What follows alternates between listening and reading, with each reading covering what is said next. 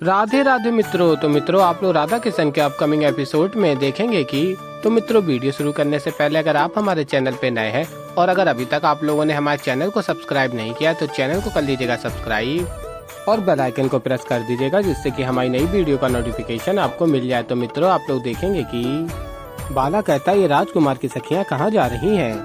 अवश्य ही श्रीनिवास कुछ करने वाला है। और फिर आगे आप लोग देखेंगे, श्रीनिवास कहते हैं, राजकुमारी पद्मावती से क्षमा कीजिए, आपको मेरी प्रतीक्षा करनी पड़ी। और कहते हैं, मैं आपको वचन देता हूँ, कल प्रातः मैं स्वयं ही आपको नृत्य सिखाने के लिए आ जाऊंगा। और फिर राजकुमारी पद्मावती कहती हैं, अवश्य आना होगा तुम्हें, वचन दिया है तुम्हें। और फिर मित्रों, आप लोग आगे देखेंगे कि बाला राजकुमार बासु को जगाता है निंद्रा से और सारी बात बताता है। और फिर राजकुमार बासु कहता है कहाँ अभी वो? और फिर बाला बताता है, वो दोनों नदी के तट पर गए हैं। और कहता है, अब वो श्रीनिवास राजकुमारी को नदी के तट पर क्यों बुलाएगा? ये बात आप स्वयं सोच लें। और फिर राजकुमार बासु कहता है, यहाँ पिताश्री पद्मावती की विवाह की तैयारी कर रहे हैं, श्रीनिवास उसे नदी किनारे घुमा रहा है। और फिर कहता है, अति उत्तम, अब देखना पद्मावती का विवाह भी होगा, मैं राजा भी बनूंगा और श्रीनिवास से अपने अपमान का प्रतिशोध भी लूंगा। और फिर मित्रों, आप लोग आगे देखेंगे, श्रीनिवास राजकुमारी पद्मावती के साथ नदी के तट पर जाते हैं और तभी श्रीनिवास भार्गवी के बारे में स्मरण करते हैं। इसी स्थान पर आज तुम्हारे साथ पल बिताए भार्गवी, अब भी यहाँ तुम्हारी सुगंध शेष है। और श्रीनिवास अत्यंत प्रसन्न होते हैं और उन्हें प्रसन्न देख के राजकुमारी पद्मावती स्मरण करती हैं, श्रीनिवास मेरे साथ यहाँ आकर कितना प्रसन्न है। उसके मुख से मुस्कान हट ही नहीं रही है। और फिर राजकुमारी कहती है, श्रीनिवास तुमने इतने कम समय में वेंकटगिरी को कितने अच्छे से जान लिया है। और कहती है, मुझे तो इस नदी के विषय में ज्ञात ही नहीं था। और तभी राजकुमार बासु के गुप्तचर आ जाते हैं और छिपकर देख रहे होते हैं।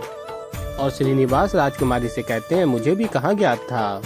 और फिर मैं यहाँ आया और मैंने ये दृश्य देखा और तब से इसकी सुंदरता मेरे मन में बस गई है। और फिर राजकुमारी कहती हैं, और इसी कारण बस तुम मुझे यहाँ लेकर आए हो, है ना? और कहती हैं, सत्य में ये स्थान अत्यंत सुंदर है, कितनी शांति है यहाँ, वातावरण में जैसे दिव्य सुगंध है। और फिर मित्रों, आप लोग आगे देखेंगे कि राजकुमारी पद्मावती कहती हैं, स्थान तो सदा एक ही होता है, वातावरण कैसा लगे ये तो साथ पर निर्भर करता है। और फिर श्रीनिवास स्मरण करते हैं, ये लो, फिर से इनकी किसी और दिशा में मुड़ गई सोच। इस बासु को सबक सिखाने के चक्कर में कहीं राजकुमारी कुछ का कुछ ना समझें, कहीं उन्हें ये ना लगे कि मुझे उनसे प्रेम है। और फिर मित्रों, आप लोग आगे देखेंगे कि श्रीनिवास कहते हैं, राजकुमारी पद्मावती से क्षमा करें, किंतु हमारा साथ यहीं तक था, अब इसके आगे आपको अकेले ही जाना होगा। और बताते हैं, इस समय यदि मैं आपको महल में छोड़ता हूँ और किसी ने देख लिया तो वो पता नहीं आपके विषय में क्या सोचेगा, इसके लिए आपको अकेले ही जाना होगा। और फिर राजकुमारी पद्मावती स्मरण करती हैं, इसे मेरी और मेरे सम्मान की कितनी चिंता है, इतना ध्यान तो मेरा कभी किसी ने नहीं रखा। और फिर मित्रों, आप लोग आगे देखेंगे कि श्रीनिवास कहते हैं, क्या सोच रही हैं आप राजकुमारी? और फिर राजकुमारी पद्मावती कहती हैं, यही कि कदाचित तुम सही कह रहे हो, मैं स्वयं चली जाऊंगी। और फिर श्रीनिवास कहते हैं, आइए मैं आपको मार्ग दिखा देता हूँ।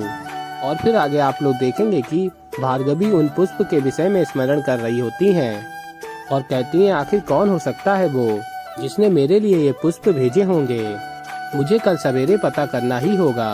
और फिर आगे आप लोग देखेंगे कि श्रीनिवास राजकुमारी पद्मावती को मार्ग दिखाते हैं महल जाने का। और तभी राजकुमारी पद्मावती कहती हैं, और तुम? और फिर श्रीनिवास कहते हैं, मैं इधर से चला जाऊंगा। और फिर तभी राजकुमारी कहती हैं, उस ओर, किंतु वहाँ तो कोई पगडंडी नहीं है। और फिर तभी श्रीनिवास कहते हैं, आप चिंता मत कीजिए, मुझे यहाँ के सारे बड़े छोटे मार्ग ज्ञात हैं जो अपने अपने लक्ष्य तक पहुँचते हैं। और तभी राजकुमारी पद्मावती कहती हैं, किंतु तुम जा कहाँ रहे हो? और फिर श्रीनिवास कहते हैं, आप इतना जान लीजिए कि कल प्रातः मैं आपको नृत्य सिखाने अवश्य आऊँगा। और फिर राजकुमारी कहती है, मैं प्रतीक्षा करूंगी। और फिर मित्रों, आप लोग आगे देखेंगे कि राजकुमार बासु महाराज आकाश के समक्ष जाते हैं और उन्हें निंद्रा से उठाते हैं। और तभी महाराज आकाश कहते हैं, पुत्र, इतनी रात्रि में जगाने की क्या आवश्यकता पड़ गई? सब ठीक तो है? और फिर राजकुमार बासु कहता है क्षमा चाहता हूँ पिताश्री, रात्रि में प्रजा का हालचाल जानने निकला था और आपने कहा था यदि मैं ऐसा कुछ देख लूं जिसके विषय में निर्णय लेना मेरे बस में ना हो तो मैं आपको जगा सकता हूँ। और फिर बताता है राजकुमार बासु, पिताश्री कुछ ऐसा जो हमारे राज्य, हमारी प्रजा, जो हमारे राज्य परिवार के लिए बहुत बड़ा संकट बन सकता है। और तभी महाराज आकाश कहते हैं क्या ऐसा क्या देखा तुमने? और फिर राजकुमार बासु कहते हैं कुछ ऐसा जो आपको स्वयं देखना चाहिए और जिसके विषय में निर्णय लेना मेरे अधिकार क्षेत्र से बाहर है। और फिर महाराज आकाश कहते हैं ठीक है, आशा करता हूँ बात इतनी ही गंभीर हो जिसके लिए तुमने मुझे जगाना उचित समझा। और फिर कुमार बासु कहते हैं एक बार देख लें आप पिताश्री, आप स्वयं कहेंगे कि पुत्र ने आपको जगा के बहुत अच्छा निर्णय लिया है। और कहता मैं आपकी बाहर प्रतीक्षा कर रहा हूँ। और फिर मित्रों आप लोग आगे देखेंगे कि राजकुमार बासु के गुप्तचर देखते हैं कि श्रीनिवास खाई में कूद गया। और तभी बाला कहता अपने साथियों से अवश्य ही इसने तुम दोनों को अपने पीछे पीछा करते हुए देख लिया होगा, भयभीत हो गया होगा कि राजकुमारी को एकांत में घुमाने के लिए बड़ा कठोर दंड मिलेगा, इसी कारण भयभीत होकर आत्महत्या कर ली। और फिर आगे आप लोग देखेंगे कि बाला कहता है अपने साथियों से राजकुमार बासु ये सूचना पाकर अत्यंत ही प्रसन्न होंगे। और फिर आगे आप लोग देखेंगे राजकुमार बासु कहते हैं मैं प्रतीक्षा नहीं कर सकता श्रीनिवास के मुख से रंग उड़ते हुए देखने की, जब पिताश्री उसे दंड देंगे। और तभी बाला पहुंच जाता है राजकुमार बासु के समक्ष। और तभी राजकुमार बासु कहता है आओ बाला, क्या खबर लाए हो? वो अभी भी नदी के किनारे हैं या कहीं और चले गए? मैं बस पिताश्री को लेकर वहीं जा रहा हूँ। और फिर तभी बाला कहता है आवश्यकता नहीं, अब वो श्रीनिवास राजकुमारी पद्मावती के साथ नहीं। और फिर बाला कहता है बधाई हो, आपका कांटा स्वयं ही मार्ग छोड़ के चला गया।